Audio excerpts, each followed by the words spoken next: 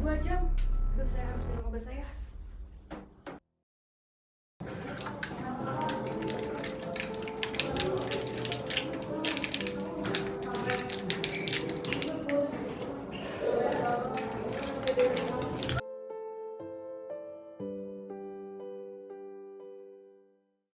Assalamualaikum, Bu.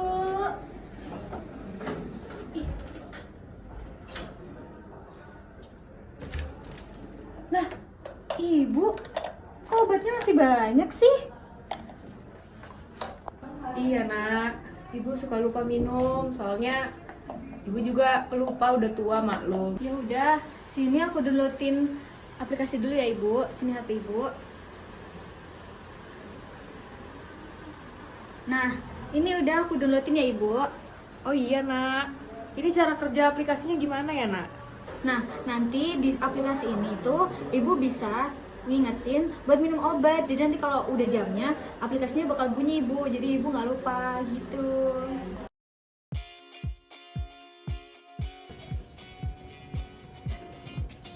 Coba kalian bayangin, fitur konsultasi kesehatan dari dokter, atau fitur pengecekan obat, atau bahkan fitur emergensi pada HP yang untuk memanggil rumah sakit terdekat itu terintegrasi dalam suatu aplikasi yang sama.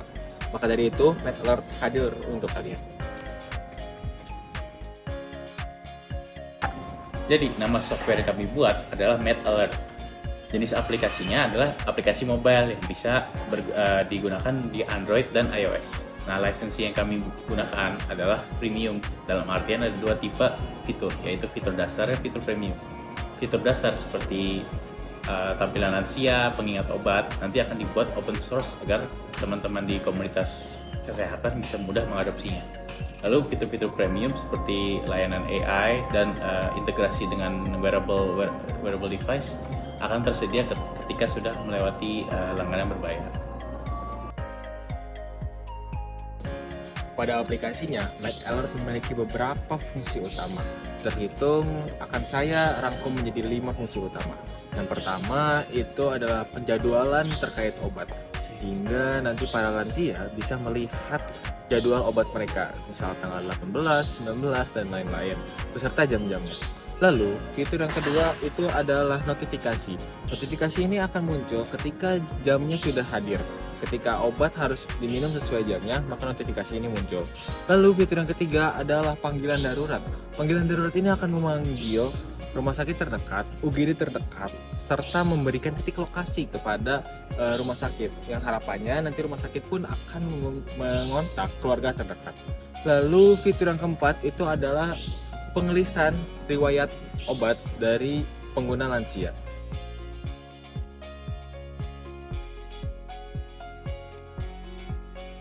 Lalu fitur yang terakhir ialah konsultasi kepada dokter.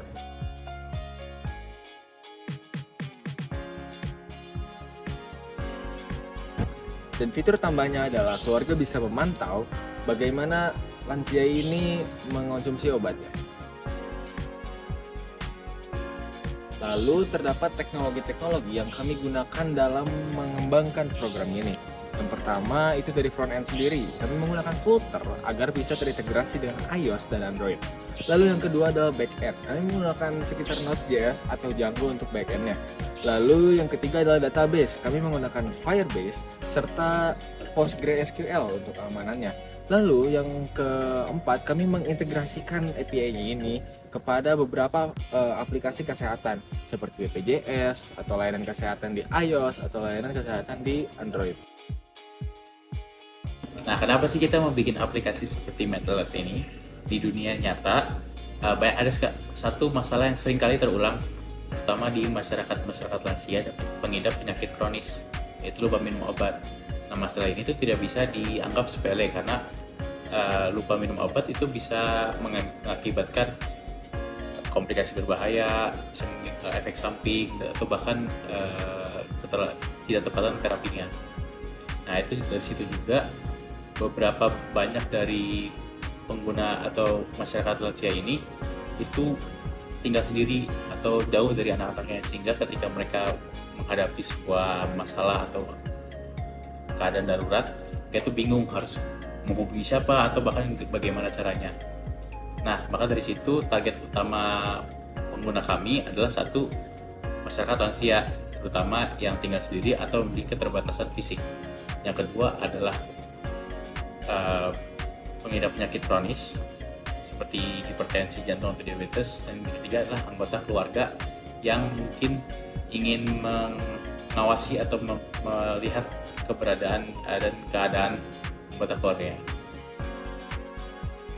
Ada beberapa kelebihan dari program kami dibandingkan program software-software yang ada di luar sana.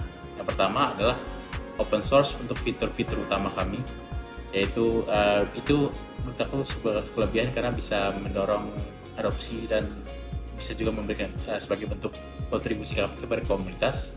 Yang kedua adalah fitur utama kami, yaitu tombol darurat. Dari situ para lansia yang mungkin memiliki keterbatasan atau kesusahan untuk menghubungi anggota lainnya itu bisa dengan mudah menyampaikan kalau mereka sedang menghadapi keadaan darurat. Yang ketiga adalah tampilan yang bisa dibilang lansia friendly, yaitu tampilan yang minimalis dan dengan font yang besar, sehingga pengguna lansia bisa dengan mudah menggunakan fitur-fitur di program kami. Jadi, dampak positif bagi masyarakat dari aplikasi yang kita buat, yaitu yang pertama, akan menimbulkan rasa aman terhadap keluarga yang meninggalkan orang tuanya di kampung mungkin. Nah, yang kedua, hal ini tuh bisa ningkatin kualitas hidup masyarakat, yaitu dengan mengkonsumsi obat secara teratur. Yang ketiga, tenaga medis akan lebih mudah dan lebih terkoordinasi di dalam aplikasi ini.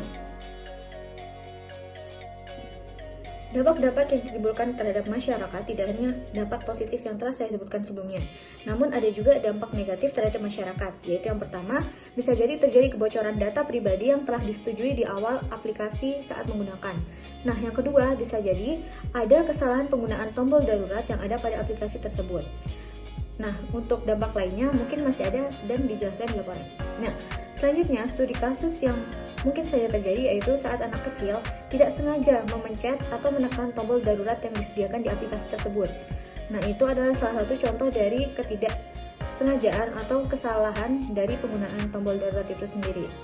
Padahal tombol darurat itu akan terhubung kepada rumah sakit yang akan mendatangkan ambulans. Jadi kalau ada kesalahan seperti itu merupakan kesalahan yang fatal.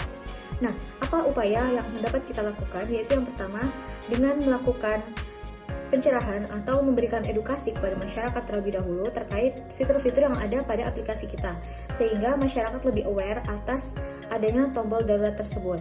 Selanjutnya, strategi mitigasi yang kita lakukan yaitu yang pertama dengan adanya pengaksesan data yang terbatas. Jadi kita harus mengecek terlebih dahulu siapa saja yang mengakses data tersebut agar tidak terjadi kebocoran data. Nah, selanjutnya, langkah-langkah dalam mengurangi atau menanggulangi dampak negatif tersebut yaitu bisa dengan yang pertama, kita melakukan survei terhadap dokter ataupun tenaga medis untuk mereview aplikasi dari kita, apakah aplikasi kita itu sudah sesuai dengan standar mereka dan lain-lain sebagainya. Mungkin itu saja. Aspek yang tidak kalah penting untuk kita pertimbangkan adalah bagaimana perancangan aplikasi ini bisa berdampak kepada lingkungan. Nah, untuk itu kami sendiri berfokus pada 3 hal. Yang pertama yaitu manajemen limbah elektronik, yang mana kami menerapkan hal ini dengan cara menggunakan aplikasi mobile. Jadi aplikasi mobile ini kan berarti penggunanya nanti tidak perlu menambah perangkat keras baru yang karena aplikasinya sudah bisa digunakan di perangkat mobile yang biasa mereka gunakan sehari-hari. Lalu yang kedua yaitu adalah efisiensi sumber daya atau efisiensi energi. Itu kami terapkan pada pembuatan aplikasi ini dengan cara menggunakan cloud server. Jadi cloud server ini menyebabkan penggunaan energi atau penggunaan listrik itu tidak seberat apabila kita menggunakan server penyimpanan yang konvensional. Yang ketiga adalah secara tidak langsung kita juga bisa mengurangi emisi karbon, karena bayangkan betapa banyak perjalanan ke tenaga medis yang bisa dikurangi dengan adanya aplikasi ini. Selanjutnya saya akan membahas bagaimana perancangan aplikasi ini mematuhi undang-undang serta peraturan yang berlaku. Yang pertama, aplikasi ini tidak melanggar UU ITE dan juga UU PDP atau UU penggunaan data pribadi, di mana saat kita menggunakan data pribadi dari pengguna itu akan diperlukan yang namanya sebuah izin dulu. Lalu yang kedua, kami juga menaati hak kekayaan intelektual, di mana kami akan menggunakan komponen-komponen yang sudah terlicense secara open source. Jadi tidak akan ada komponen-komponen bajakan yang digunakan selama perancangan aplikasi ini.